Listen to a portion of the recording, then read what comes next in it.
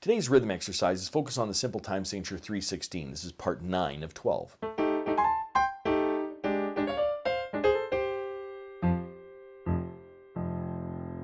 Welcome to my studio, Bach To Basics. This channel is where you can find videos to further your music studies. While I see how long it takes me to melt ice cubes with a hairdryer, well, let's read some rhythms.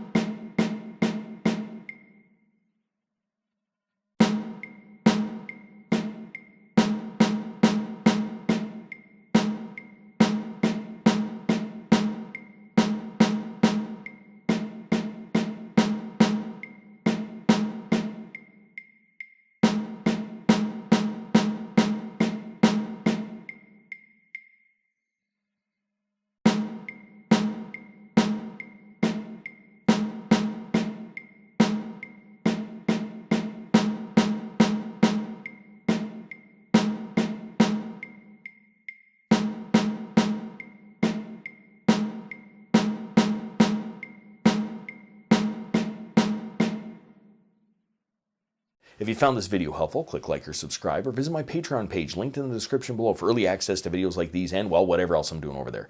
Thanks very much for watching. I'm just a music teacher having fun. Catch you on the next one.